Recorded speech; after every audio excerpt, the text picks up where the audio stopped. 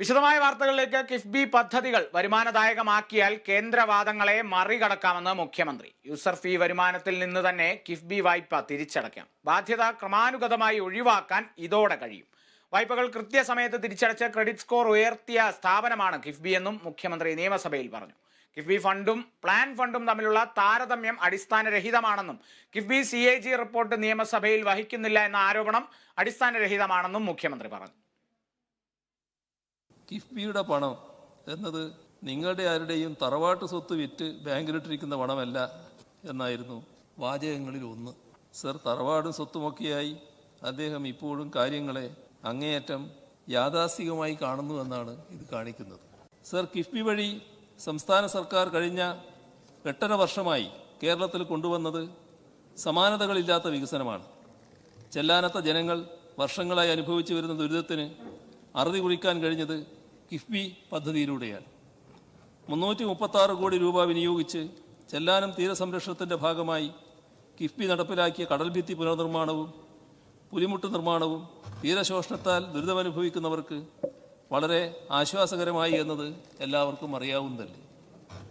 കേന്ദ്ര സർക്കാർ കൈയൊഴിഞ്ഞതിനെ തുടർന്ന് അടച്ചുപൂട്ടലിൻ്റെ വക്കിലെത്തിയ ഹിന്ദുസ്ഥാൻ ന്യൂസ് പ്രിന്റ് ലിമിറ്റഡിനെ കേരള പേപ്പർ പ്രോഡക്ട്സ് ലിമിറ്റഡ് എന്ന പേരിൽ പുനരുജ്ജീവിപ്പിക്കുവാൻ വേണ്ട സ്ഥലമെടുപ്പിന് 260 കോടി രൂപയാണ് കിഫ്ബി നൽകിയത്. വിവരങ്ങളുമായി വിഷ്ണു കരുണാകരൻ ചേരുന്നു. വിഷ്ണു, പദ്ധതികൾ വരുമാനദായകമാക്കിയാൽ ഈ ഒരു ബാധ്യത ക്രമാനുഗതമായി ഒഴിവാക്കാൻ കഴിയുമെന്നാണ് മുഖ്യമന്ത്രിയും പറഞ്ഞത്. അത്ര എളുപ്പമാണോ കാര്യങ്ങൾ? കാളിദാസൻ, പദ്ധതികളെ വരുമാനപരമായി മാറ്റുക എന്നുള്ളതാണ് ഏറ്റവും വലിയ ലക്ഷ്യമെന്ന് നേരത്തെ തന്നെ കിഫ്ബിയുമായി ബന്ധപ്പെട്ട് സൂചിപ്പിച്ചിട്ടുണ്ടായിരുന്നു. ടോൾ പിരിവ് അടക്കമുള്ള കാര്യങ്ങൾ അതുമായി ബന്ധപ്പെടുത്തി കൊണ്ടുപോകാനാണ് മുഖ്യമന്ത്രി ഇപ്പോൾ ശ്രമിക്കുന്നത്. കിഫ്ബി ടോളിനെ കുറിച്ച് മുഖ്യമന്ത്രി പറയുന്നത് വരുമാനം ഉണ്ടാക്കാനായി കമ്പനിയെ മാറ്റണം എന്നുള്ളൊരു കാര്യം കണക്ട് ചെയ്ത് ബന്ധപ്പെടുത്തിക്കൊണ്ട് തന്നെയാണ്. കേന്ദ്ര വാദഗതികൾ മറികടക്കാൻ ഇതിലൂടെ സാധിക്കുമെന്നാണ് പറയുന്നത്. കിഫ്ബി പദ്ധതികൾ വരുമാനമുണ്ടാക്കുന്നതായാൽ കേന്ദ്രവാദങ്ങളെ മറികടക്കാമെന്ന് ചൂണ്ടിക്കാട്ടുന്നതോടൊപ്പം തന്നെ യൂസർ ഫീ വരുമാനത്തിൽ നിന്ന് തന്നെ കിഫ്ബി എടുത്ത വായ്പകൾ തിരിച്ചടയ്ക്കാൻ സാധിക്കുമെന്നും അതോടൊപ്പം വായ്പകൾ സമയത്ത് തിരിച്ചടച്ച് ക്രെഡിറ്റ് സ്കോർ ഉയർത്തിയ സ്ഥാപനമാണ് കിഫ്ബി എന്ന് ചൂണ്ടിക്കാട്ടുന്നുണ്ട്. കിഫ്ബിക്കെതിരായി ഉയർത്തി വരുന്ന ആരോപണങ്ങൾ, പ്രതിപക്ഷം ഉയർത്തുന്ന ആരോപണങ്ങൾ അടിസ്ഥാനരഹിതമാണെന്നും അതിനെക്കുറിച്ച് അറിയാത്തത് കൊണ്ടാണ് പ്രതിപക്ഷ നേതാവ് അങ്ങനെ പറയുന്നതെന്നും മുഖ്യമന്ത്രി വ്യക്തമാക്കി. അഥവാ ഈ കാര്യങ്ങൾ അറിഞ്ഞുകൊണ്ടാണ് പ്രതിപക്ഷ നേതാവ് പറയുന്നുണ്ടെങ്കിൽ അത് തീർച്ചയായിട്ടും രാഷ്ട്രീയ പ്രേരിതമാണെന്നും അത് അടിസ്ഥാനരഹിതമാണെന്നും വ്യക്തമാണെന്നും മുഖ്യമന്ത്രി വ്യക്തമാക്കുന്നുണ്ട്. ഏതായാലും കിഫ്ബി പദ്ധതിക്കെതിരായി കഴിഞ്ഞ ദിവസങ്ങളിലുമൊക്കെ പ്രതിപക്ഷ നേതാവ് ഉന്നയിച്ച ആരോപണങ്ങളെ വളരെ ശക്തമായ രീതിയിൽ തന്നെ പ്രതിരോധിക്കുകയാണ് മുഖ്യമന്ത്രി. കിഫ്ബിയിലൂടെ പണം സമ്പാദിക്കാൻ സാധ്യമാകുമെന്നാണ് പറയുന്നത്. കിഫ്ബി 2016 മുൻപ് തന്നെ കിഫ്ബിയെ ആർക്കും വലിയ രീതിയിൽ അറിയില്ലായിരുന്നു. കിഫ്ബിയെ വളർത്തിയെടുത്തത് LDF ഗവൺമെന്റ് ആണെന്നും അദ്ദേഹം വ്യക്തമാക്കുന്നുണ്ട്.